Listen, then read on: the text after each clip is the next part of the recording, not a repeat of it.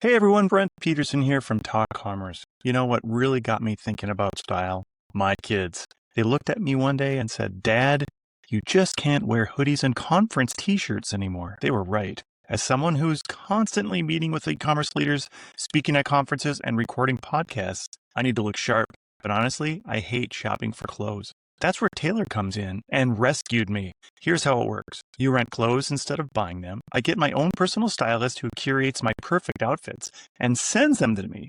I can even text them about upcoming events, whether it's a big client meeting or a conference keynote. Every month, I rent 5 to 7 pieces from quality brands that fit my style perfectly.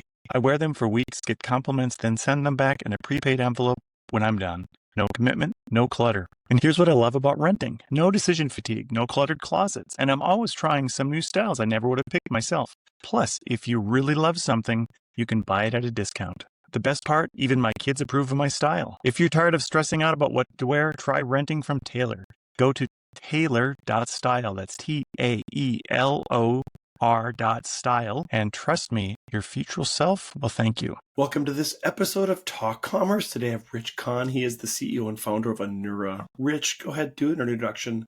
Tell us your day-to-day role and one of your passions in life. I'm the CEO and co-founder of the company. So I originally started by writing all the code myself, doing all the sales myself, while my partner was handling all the financing and all the business aspect of stuff. And today, my role is really just guiding the leadership to make sure their teams are doing what needs to be done, getting involved on some key accounts where needed. So I get to spend a little less time working in the business, more time working on the business, which is nice. Yeah, it's kind of what I'm doing day to day. I'm sorry, I can't hear you. Sorry, I'm going to go off on a limb. Action EOS, are you running any operating system in the background to help you run better? EOS. We started EOS probably about 4 or 5 years ago. Awesome. It's great because I've been building businesses on the internet since 93. Never had structure, just did my thing and it seemed to work out. But in this company, it's a very different company. We're working with bigger clients. We're working with different situations. And a client of mine actually recommended EOS and we heard it come up a couple times. We looked for an implementer, got set up, brought him in and been happy with it ever since. It reduces the amount of meetings that we have throughout the week with the leadership and increases productivity of the meeting that we do have. With EOS, it's 1 meeting a week with leadership, and it becomes very specific of what has to get done, goals to accomplish, and keeps the beat of the company running, which is nice. That's great. Yeah, we won't go into EOS, but I'm a big believer in EOS, and it definitely helped me in my last company. So Rich, before we get started talking about, we're going to talk about bots today. Before we do that, you have volunteered to be part of the Free Joke Project. So I'm just going to tell you a joke and you just give me a rating 8 through 13. So hopefully I can get it out here. Here we go.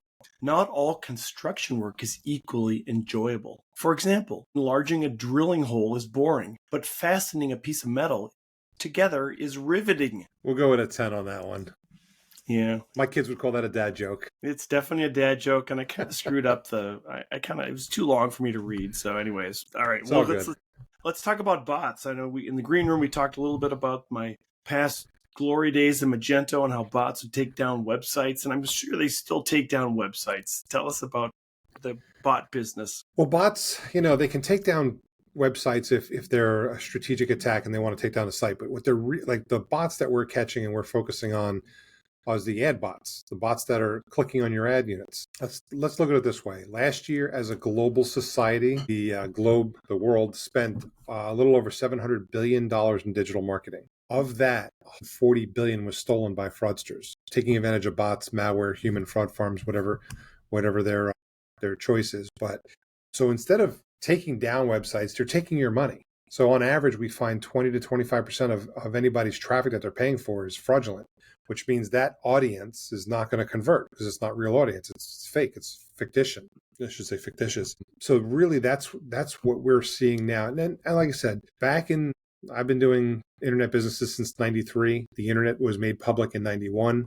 Bots used to be like, DDoS attacks for taking down websites and stuff like that. Those type of bots are different types of bots, and they're designed for destructive purposes, like, for example, taking down a website. That still happens today, but there's more technology out to prevent that kind of stuff from happening. Most back in the day, you used to host your own web server you'd have a T1 coming into your office. You put a couple servers on a rack and manage your website.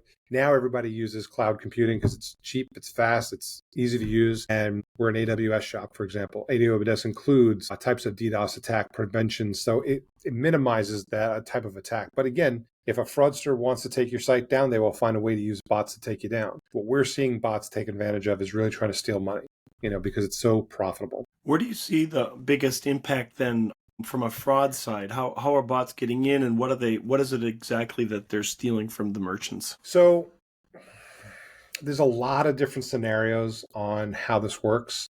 Let's use a Google example, right? Because Google is one of the biggest places where you can buy internet advertising, so I might as well stick and use them as an example.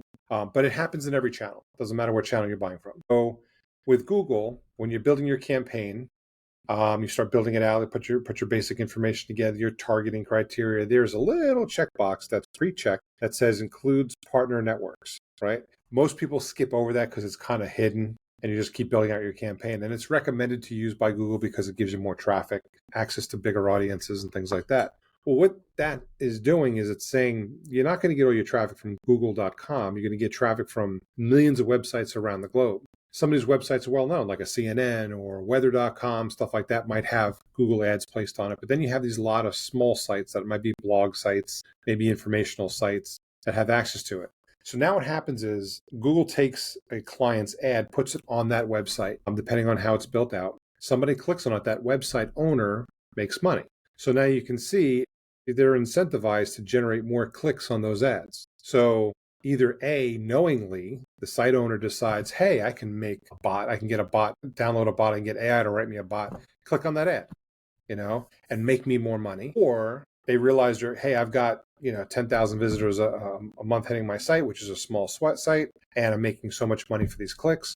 What if I bought some more traffic? And they go find cheap traffic, and the key in that is cheap traffic. Cheap traffic tends to have a lot of fraud in it. And they buy this cheap traffic, think they're doing a good thing. Meanwhile, that cheap traffic is generating false interactions, which is making money. And the problem is the advertiser is never going to get any type of true conversion out of that because it's not real. It's not a real audience. So they want to do is the goal of what we do is to help people eliminate that audience so they can spend their money and their budget on real audiences that convert. How do you help the merchant to make sure that their bot or that their site is ready for a bot? And do you distinguish between different types of bots? You had mentioned the fraudsters, but there's legitimate bots out there too. And sometimes the legitimate bots can be a little bit overzealous for scraping your site. How do you weed through that? Well, most good bots, I should say, we'll say most because there's no such thing as ever and always, right?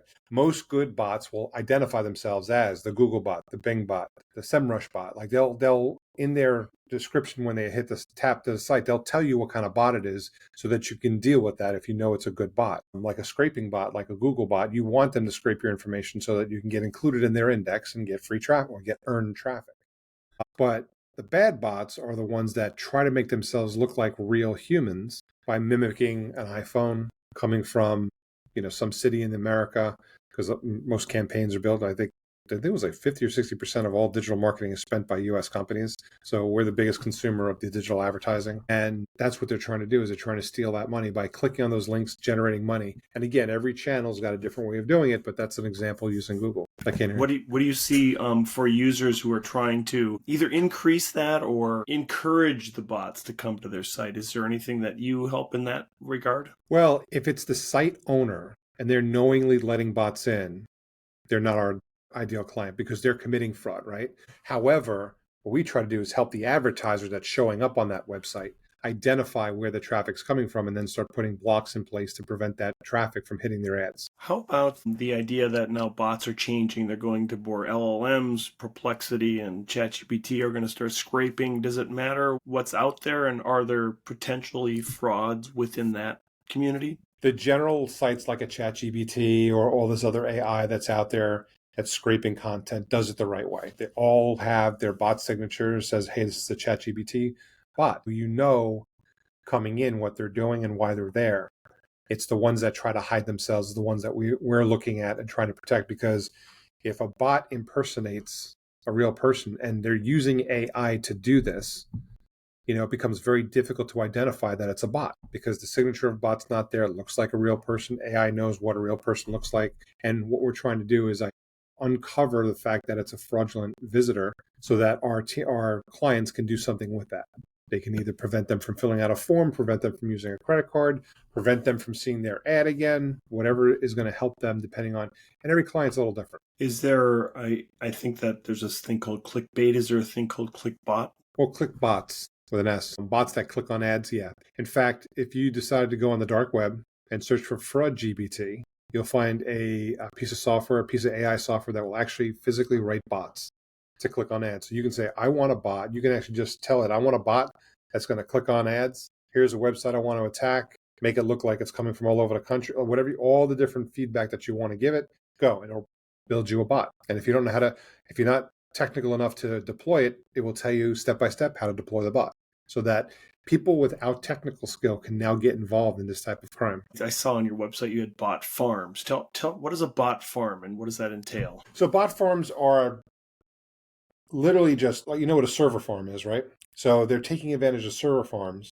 and running bots across dozens, if not hundreds of different machines. And they're all acting, and they don't have to be in the same physical location or the same hosting provider. They can be all over the world. But they all have the same common purpose. It could be bots all over the globe that are attacking one site. So like we talked a little bit about bots taking down sites, that's a DDoS attack, right? Distributed denial of service attack. So that can happen when a bunch of bots attack a site using a special type of attack to take it down.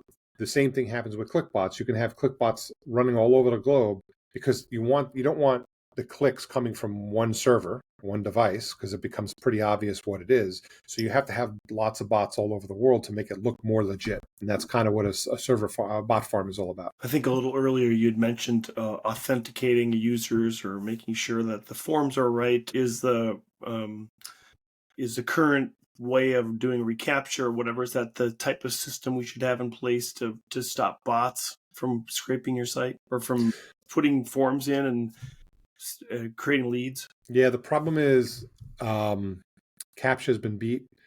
I want to say early 2000s. It might have been back in the 90s, but early 2000s, regular plain software was able to put into a bot to be able to get around that. So it doesn't serve the purpose that it once did. In fact, we've all seen it. If we've been on the internet for a little bit, we've all seen the evolving of CAPTCHA. It used to be, hey, just check this box that I'm not a robot, right? That was the first one. Just check a box. The next one was the puzzles. Line this puzzle up so it matches. The next one after that was click all the street signs, right, on all these pictures. And what's happened is they're trying to evolve the CAPTCHA to keep up and stay ahead of bots, but they just haven't been able to. As soon as a new version is out, within hours, they're beat. And now with AI, I mean, you don't even have to program it. As a new one evolves, the AI itself will figure out how to get around it. But really, what does CAPTCHA do? There was a study out of Harvard, and I want to say the number was 34%. So what they were saying was 34% of the time, real humans fail at CAPTCHA. And we all know this, right? You come up to the CAPTCHA, you typed it in, oh, you missed a character, oh, you clicked on a box, you missed one, it does it over again, and it just upsets the buyer's journey. So instead of protecting the site and keeping bots off, which it's really not doing a good job of because bots get around it, it's really hurting your buyer's journey, which is interfering with your site's ability to convert. And that's a big problem. So CAPTCHA is the last thing I would put on somebody's website. What do you do then to get around that? What is your solution? Our solution analyzes over 800 data points on the visitor landing on the web page. And from that information, it knows how the data comes in, how those data points interact with each other. And from that, we can give a definitive thumbs up or thumbs down if it's a real person or not. And then based on that, someone can take real-time action. Like if it was a bot, hey, don't let the credit card go through. Don't let them fill out a form. Don't let them go to a different page or whatever you want to do with them. Each client does something a little different, but at least you know what you're dealing with, and then you have the ability to deal with it in real time. Do you have a percentage of fraud that happens from bots? Is there a calculator that you have that can help understand what the percentage is that would impact you as a customer depending on your traffic? Yeah. So initially, we tell everyone on average is about 25%. But it really depends on the channel of marketing that you use. So if you go to Anura.io, we have in one of our resources there is a fraud calculator.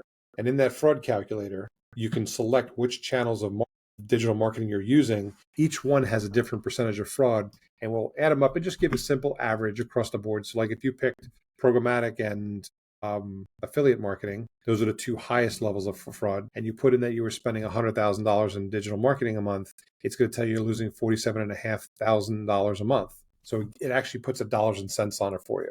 But it depends. Like there's a couple different things you can play with, so you can actually get an idea of, I'm spending all my money on Google, or I'm spending it all on Facebook. How much fraud am I dealing with? That'll give you some idea. How about from an implementation? We've got people are getting ready now for Black Friday. Hopefully you probably already locked down your site. Is it too late for a merchant to get something like this in place before Black Friday, Cyber Monday? No, not at all. In fact, most of our clients, I think it's the last number I saw was about 75% of the internet is powered by Google Tag Manager. We're pre-built into Google Tag Manager, so within 3 minutes with no tech resources, you can have us deployed, up and running. So it's a simple thing to deploy, but all the heavy lifting is done on the back end, so that protects the client. That's awesome, Rich. We have a few minutes left as I close up the podcast to give everybody a chance to do a shameless plug about anything they'd like. What would you like to plug today? So what I always tell people, it's no longer a question of if you have fraud, it's a question of how much fraud you have. And for that, we offer a free 15-day trial where we can actually scan your traffic, find out exactly how much fraud you have, where it's coming from,